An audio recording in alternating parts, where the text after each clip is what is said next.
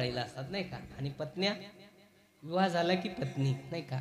अशा कश्यपाला 13 पत्न्या. बायकाचे नावं काढले कीच खुलतात पोरं ज्याचे लग्न झाले नाही ते. तुम्ही किती हसा, तुमचा मेळ बसत नाही यावर्षी.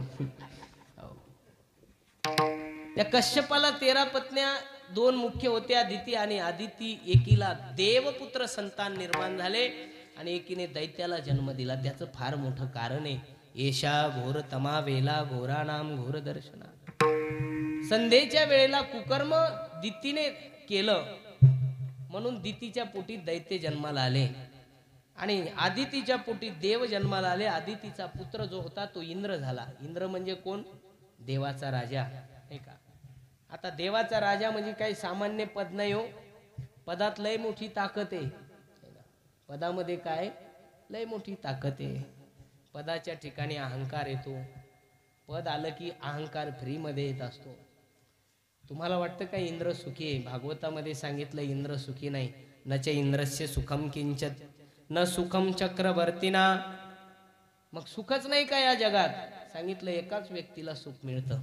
तर त्यांनी सांगितलेले सुखम अस्ति विरक्तस्य मुनीर एकांत जीविना. जे मुनी झालेत आणि एकांतामध्ये राहतात ते सुखीत, बाकी सगळे दुखी आहेत. आणि इंद्र स्वर्गाचा राजा झाला आणि इंद्राची सावत्राई दुखी झाली. सावत्राई कोण? दैत्याची माता दिती कश्यपाकडे गेली. तिचा मुलगा राजा झाला आणि माझे मुलगा राजा कधी होईल? म्हटले तुला त्याच्यासाठी एक व्रत करावं लागेल. आणि तिला व्रत सांगितलं. पण सांगितलं ते जर व्रत चुकलं तर तुझा मुलगा त्या इंद्राचा मित्र होईल, शत्रू होणार नाही. फार मोठी कथा, एवढी आपल्याला पाहिजे नाही. आणि मग त्या वेळेला दैत्याचा राजा बली हा यज्ञ करू लागला. कशासाठी? इंद्र होण्यासाठी. कारण नियम असा आहे की जो यज्ञ कर्म करतो त्याला स्वर्गाधिक पद प्राप्त होतात. ज्ञानोबराने ज्ञानेश्वरीत लिहिलेले का शत एक जन्मा जन्मोनी ब्रह्मकर्मा परी तोची ब्रह्मा अननोय मनती संसारी जन्मी जे यज्ञाधिक कर्म की जे मग स्वर्ग सुख भोगी जे निरंतर. माऊली म्हणतात स्वर्गाचं सुख भोगायचं असेल तर यज्ञ कर्म करावं लागतं. आणि त्या बळीराजाने किती यज्ञ केले? किती का करायला म्हणे, काय करायचं लवकर उरक, 10:30 वाजले. विठ्ठल विठ्ठल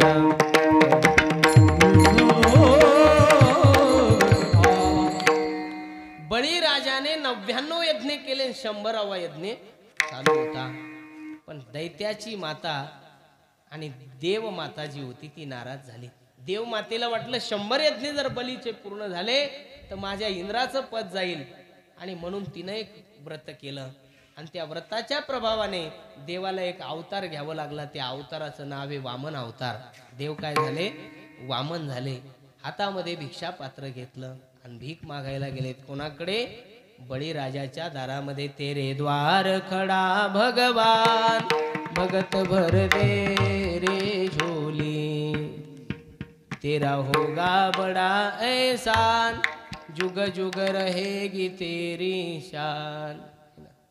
तेरे द्वार खड़ा भगवान भगत भर दे रे झोली तेरे द्वार खड़ा भगवान भगत भर दे रे झोली तेरा होगा बड़ा एहसान जुग जुग रहेगी तेरी शान भगत भर दे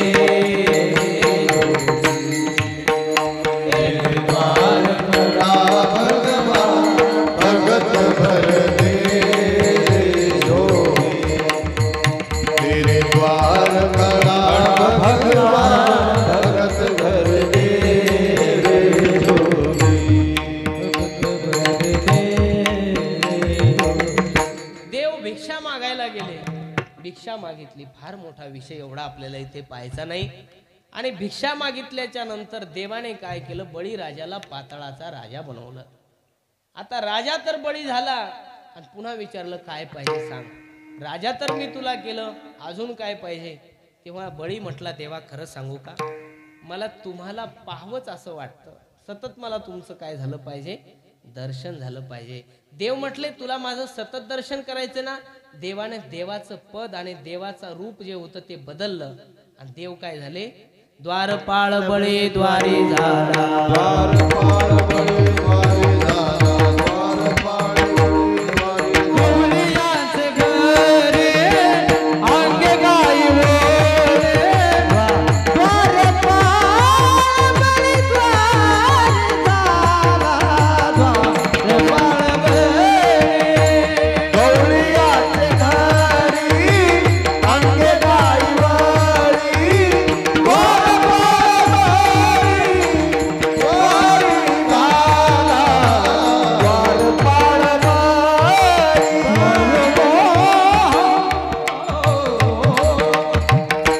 होय भक्ती केला तैसा पूर्वे धरावी ते इच्छा. बळीराजाने इच्छा केली, देव त्याच्या दारामध्ये द्वारपाळ झाला.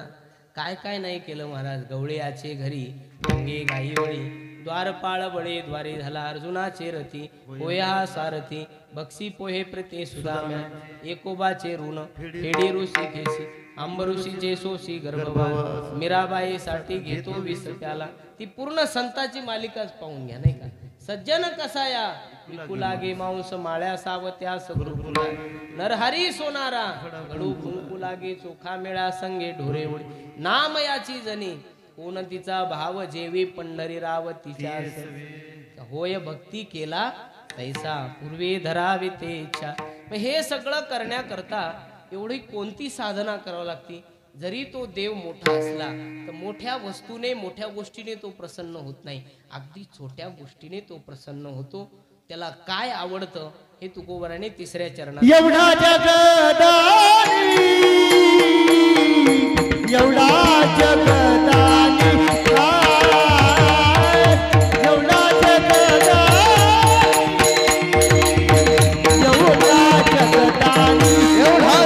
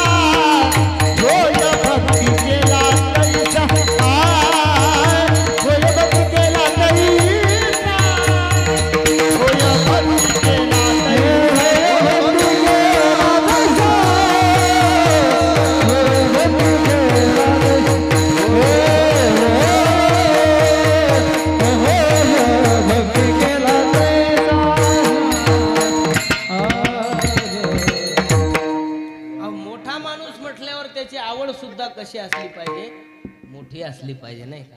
आमच्यासारखे सामान्य महाराज कीर्तनाला यायले की लोक म्हणतात, महाराज तुम्हाला काय आवडतं, तुम्हाला काय करायचं जेवायला. आता महाराजाला खायला भरपूर मिळतं पण देव खाऊ देत नाही. कोणाला शुगर, कोणाला बीपी आहे ना. माझी ढेरी वाढते, तेलकट खायला जमत नाही, गोड खायला जमत नाही. पण मी काय करत असतो माहिती का, कीर्तनाला येताना 2-4 पोरं घेऊन येत असतो. ते पोरं मोठे हुशार असतात. हे जर विचारायला लोक, बाबा तुम्हाला काय काय आवडतं, मी फोन त्याच्याकडे देत असतो. मग ते त्याच्या आवडीचं सांगतात. त्याला माहिती याला काही खायला जमत नाही. मोठ्या व्यक्तीची आवड सुद्धा कशी असली पाहिजे, मोठी असली पाहिजे नाही का. पण देवाचं तसं नाही. देव मोठा एवढा प्रभू भावे, पण त्याला आवडतं काय तर सांगितलं, एवढा जगदानी मागे तुळशी दळ पाणी. त्याला 2 गोष्टी आवडतात, एक तुळशीचं पान आणि एक तांब्याभर पाणी. आता त्या तांब्याभर पाण्याचं महत्व बायाला बऱ्याच कळालंय. महादेव कोरडाच होऊ द्यायना. आमच्या भागात तर महादेवाला सर्दी व्हायची वेळ आली. ते कोणता मिश्रा बाबा आला टीव्हीला, घे लोटा पळ महादेवाला पाणी घालायला. मागं तर बाया 2:30 वाजताच उठू लागल्या. महादेवाला झाली सर्दी, त्याने केला एक दिवस मला फोन महादेवाने. मी फोन उचलला, म्हणलं बाबा काय समस्या काय. ते महादेव म्हणलं काही करा पण या बाया बंद करा. म्हणलं बाया काऊन बंद करायच्या. म्हणे नवऱ्याला वेळेवर भाकर देणार आणि मला कोरडं होऊ देणार. महादेव भिजलेलाच कवावी. एक तांब्याभर पाण्याने देव प्रसन्न होतो. देवाला प्रसन्न करण्याकरता काही लागत नाही. भावे तुळशी दळ पाणी जोडा हात. पण एक लक्षात ठेवा, मनावे पतित वेळोवेळा. मनावे पतित वेळोवेळा. मनावे पतित वेळोवेळा. हो भावे तुळशी जळ पाणी जोडा हात. भावे तुळशी जळ पाणी जोडा हात. मनावे पतित वेळोवेळा. हरी हरी हरी तुम्ही म्हणाले सगळ. हरी हरी हरी तुम्ही म्हणाले सगळ. भावे तुळशी जळ पाणी जोडा हात.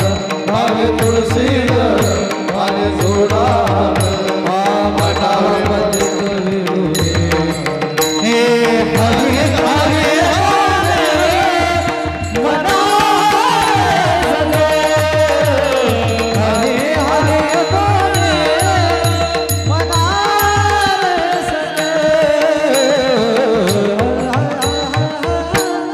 देवाला तुळशी पान आवडतं आणि एक तांब्याभर पाणी आवडतं.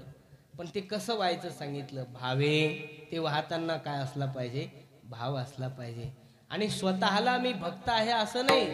म्हणावे पतित वेळोवेळा मी पतित आहे. पतित म्हणजे काय, पापी आहे असं समजावं.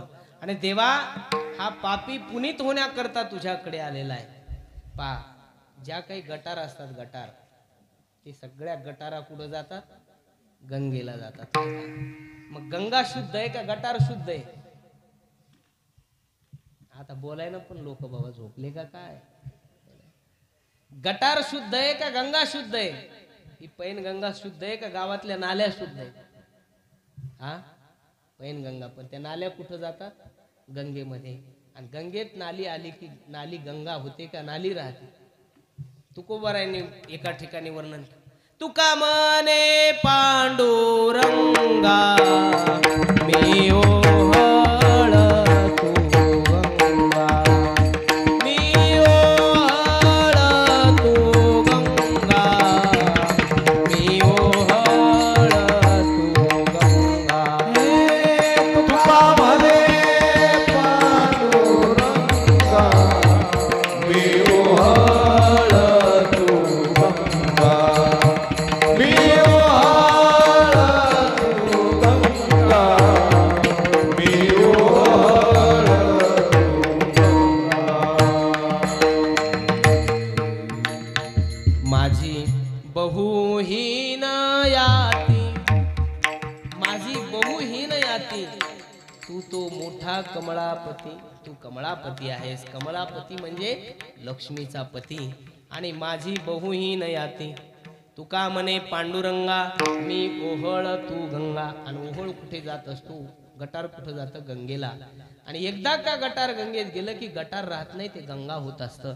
तसं देवाकडे जाताना मी पापी आहे असं म्हणून गेलं पाहिजे आणि येताना पुनीत होऊन आलं पाहिजे. मग भावे तुळशी दळ पाणी जोडा हात. मनावे पतित वेळोवेळा. कारण देवाला तुळशी खूप आवडते.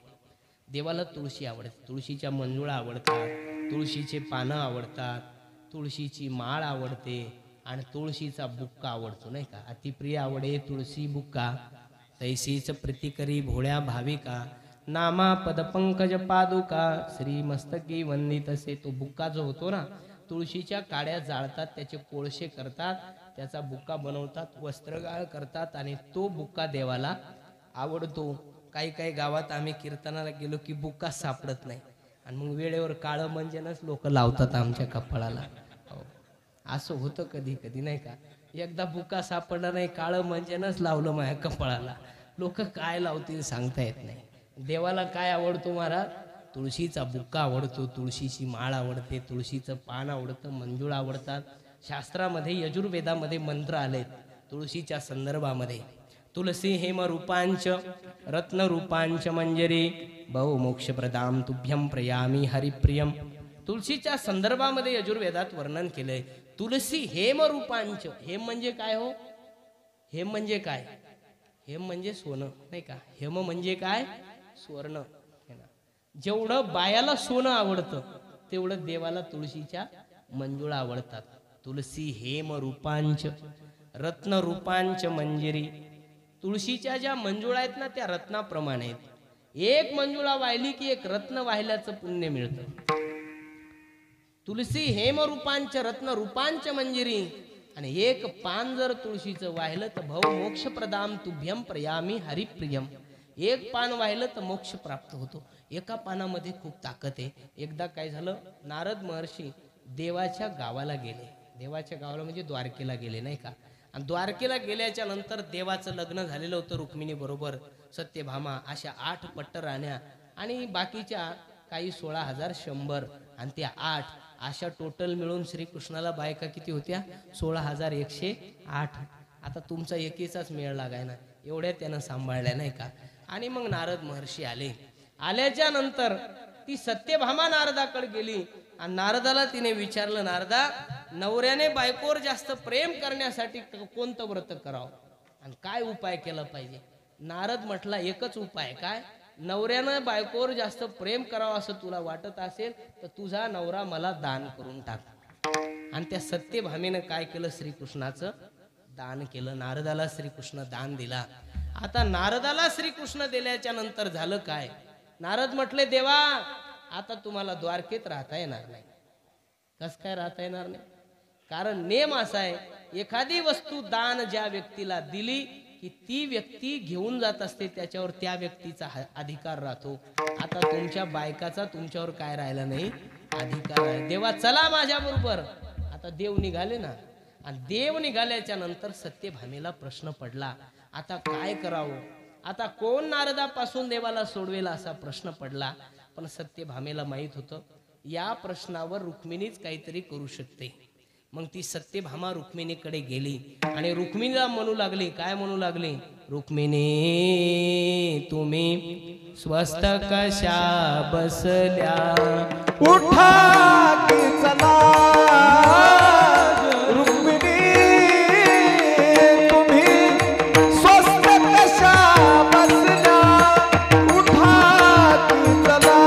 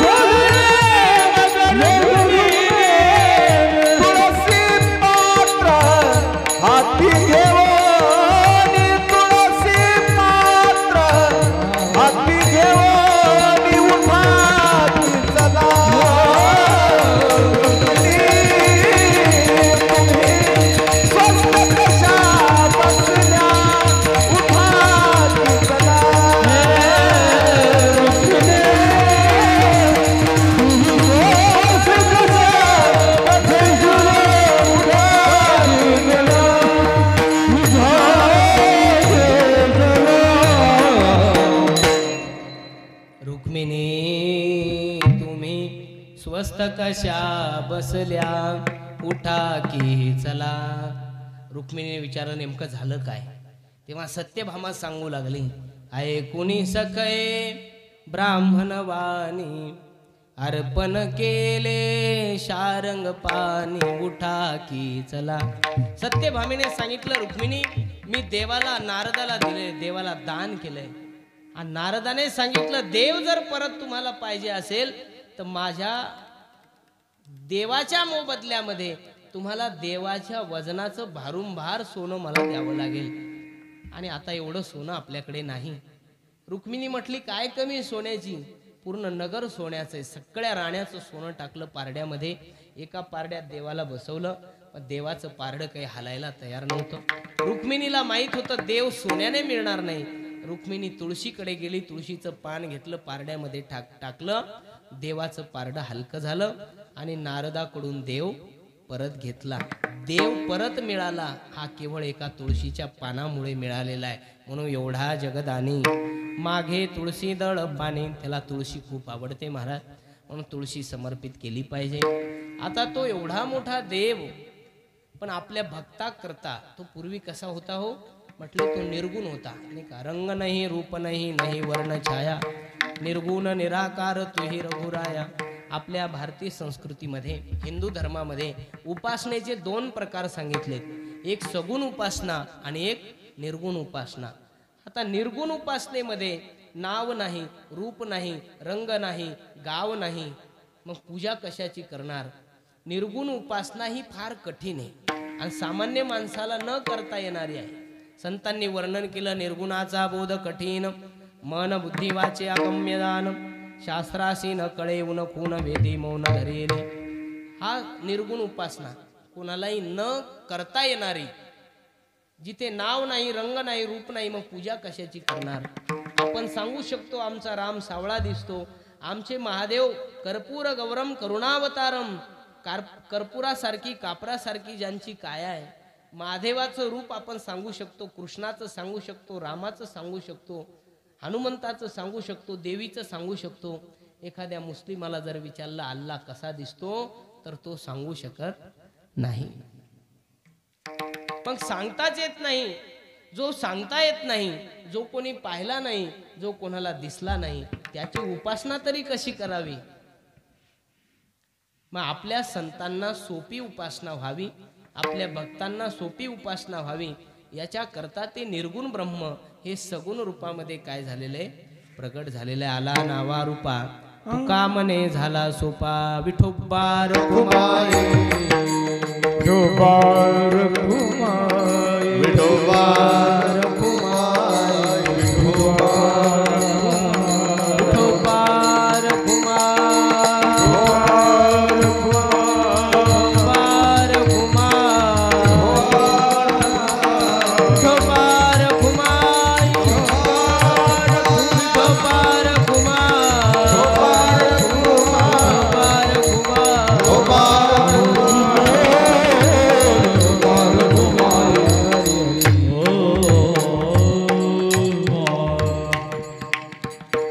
ते पुरते अधिक ते सरते करून घ्यावे तुमते विनवित सोपायाच्या प्रसादे. काही बोलिलो विनोदे मज क्षमा करणे संती नोही अंगभूतयुक्ती नाही मंत्रहीन क्रिया. नका चर्या विचारू सेवेमध्ये जमा धरा, कृपा करा सेवटी झालेले सेवा भगवंताच्या चरणी सद्गुरूच्या चरणी आपण समर्पित करूया. या ठिकाणी आपल्या पांगरखेड्यामध्ये चालत असणारा हा अखंड हरिनाम सप्ताह आणि या सप्ताहामध्ये विशेष रूपाने श्री रामचरित मानस कथा तुम्ही श्रवण करताय. आपल्या पवित्र पावन असा पेनगंगा माईच्या कुशीमध्ये ओलांडेश्वर महादेव नाही का, महाबळेश्वर महादेवाच्या दरबारामध्ये या ठिकाणी हे पुण्यकर्म तुमच्या माध्यमातून होत आहे. आणि या सप्ताहाला 75 वर्ष आता पूर्ण झालेत. हा 75वा उत्सव आहे. याला अमृत महोत्सव म्हणतात नाही का. कारण आपल्या संस्कृतीमध्ये 12 वर्ष सप्ताहाला झाले कोणत्याही अनुष्ठानाला की त्याचा तपपूर्ती केला पाहिजे. 12 वर्षाने एक अनुष्ठान पूर्ण होतं, तपपूर्ती. 12, 12, 24, 25 झाल्याच्या नंतर रजत महोत्सव असतो आणि पुढे 75 झाल्याच्या नंतर सुवर्ण महोत्सव असतो. तर हा सुवर्ण महोत्सव या ठिकाणी आपण मोठ्या थाटामाटामध्ये संपन्न करतायत. आणि विशेष म्हणजे या सप्ताहामध्ये सर्व संन्यासी महात्म्याचे कीर्तन आहेत. आणि ते बरं केलं तुम्ही, म्हणजे बदलही झाला तर कोणाला काही कळत नाही. कारण कालच्या बाबा जागेवर मी आलो आणि माझ्या जागेवर ते आले, तुम्हाला काहीच मिळणार नाही कोणता बाबा केव्हा बदलला. ढवळ्या कपड्यावाले बाबा लवकर ओळखू येतात. त्यातली त्यात आमचे फोटो बॅनरवर वेगळे आहेत आणि मॉडेल दिसायला वेगळे. कारण तेव्हा जटा दाढीचा फोटो आहे. आता कुंभमेळ्याहून आलो आम्ही. कुंभमेळ्याला प्रयागला गेल्याच्या नंतर केश दान करणं हे महत् पुण्य सांगितलेलं आहे. म्हणून मोठे मोठे जटाधारी संन्यासी प्रयागला आपल्या जटेचा केसाचा काय करतात, त्याग करतात. आणि तो कुंभ पर्व तिकडे चालू असतानाच इकडे तुम्ही छोटासा कुंभच भरवला. गिरीपुरी भारती सरस्वती सर्व संन्यासी महात्म्यांचे कीर्तन या ठिकाणी तुम्ही ठेवले. संन्याशाच्या कीर्तनाचा एक फायदा असतो, संन्यासी महात्मे कीर्तन कसंही केलं कमी बोलले तरी काही अडचण नाही. पण त्या महात्म्याचा पदस्पर्श या भूमीला होतो. तुम्हा सर्वांना संत महात्म्याचं दर्शन होतं. हा तुमचा दुग्ध शर्करा योग आहे. साधू संत महात्मे आपल्या गावामध्ये येतात, या भूमीला पवित्र करतात. नाहीतर एवढ्या छोट्याशा गावामध्ये एवढे महान असे संत या ठिकाणी तुम्ही उपस्थित केले. आणि हे सर्व संत तुम्हाला ज्यांच्यामुळे मिळालेत, हे असे आपल्या गावातले हरिभक्त परायण ज्यांच्या मुखातून तुम्ही श्री रामचरित मानस कथा ऐकता, आमचे स्नेही शेषराव महाराज, आणि त्यांच्याच मुखातून तुम्ही कथा ऐकताय. त्यांनी आग्रह केला, पूर्वी माझं एक कीर्तन या सप्ताहामध्ये झालेलं आहे. आता तुम्हाला आठवण आहे का नाही, चिल्या पिल्यामुळं तुम्हाला ध्यान कमी राहतं, आम्हाला कामच काय आहे ना. माझं इथे कीर्तन झालेलं आहे. काल्याची कीर्तन सेवा या ठिकाणी एकदा झालेली आहे. आणि पुनश्च हा योग या ठिकाणी कीर्तन सेवेचा महाबळेश्वराच्या दरबारामध्ये मला हा प्राप्त झाला. त्याबद्दल मी तुमचा आभारी आहे. तुम्ही सर्व श्रोते मायबाप वेळ झाला तरी झोपले नाही, नाही तर मला श्रोते सापडतच नाही. सगळे श्रोतेच माझ्या कीर्तनात लोक झोपतात आणि झोपतात म्हणून मी काय केलं, म्हणलं आता आपण काय करू, राम जन्माचंच कीर्तन करत जाऊ, म्हणजे ते दुपारा असते ना, लोक झोपणार नाहीत. मग मी राम जन्माचं कीर्तन केलं, त्याच्यातही लोक झोपले. मग मला वाटलं राम जन्माला झोपतात, दुपारचा वेळ आहे. मग मी हनुमान जयंतीचं कीर्तन केलं, ते सकाळी सकाळीच असते, त्याच्यातही लोक झोपले. मग मी संध्याकाळचं कीर्तन केलं, त्याच्यातही लोक झोपले. मग मला असं वाटू लागलं कीर्तनच सोडून द्यावं का काय, पण पुन्हा पैसे भेटत नाही, कीर्तन सोडावं. असं मठ मंदिर कसं चालायचं, तुमच्यासारखे भक्त मंदिरात आले तर त्यांची व्यवस्था कशी करायची. म्हणून मला श्रोते सापडतच नाही, सगळे श्रोतेच सापडतात. श्रोते म्हणजे झोपणारे, तुम्ही झोपले नाही. तुम्हा सर्व मायबापांना धन्यवाद. आणि विशेष म्हणजे आमचे सर्व गुणीजन मंडळी आता आहेत थोडे है ना, आहेत कमी, पण एक एकाहुनी बळी रे. सर्व सुंदर गायन त्यांनी केलं. टाळकरी मंडळी सर्वांना धन्यवाद देतो. उत्कृष्ट मृदंगाचार्य त्यांनाही धन्यवाद देतो. आणि आमच्या या लाईव्ह प्रदर्शनची व्यवस्था यूट्यूब चॅनलची ज्यांनी केली त्यांनाही धन्यवाद देतो. आता सगळ्याचे नावं मी काही घेत नाही, नावं घ्यायला मी काय तुमची बायको नाही. आज काय मकर संक्रांत नाही, सगळ्याचे नावं घ्यायला नाही का. सगळ्याला धन्यवाद देतो आणि इथेच माझ्या वाणीला पूर्ण वेळ चाल म्हणायचं. ईश्वर मावले ज्ञानराज मावले तुकाराम ज्ञानेश्वर माऊली.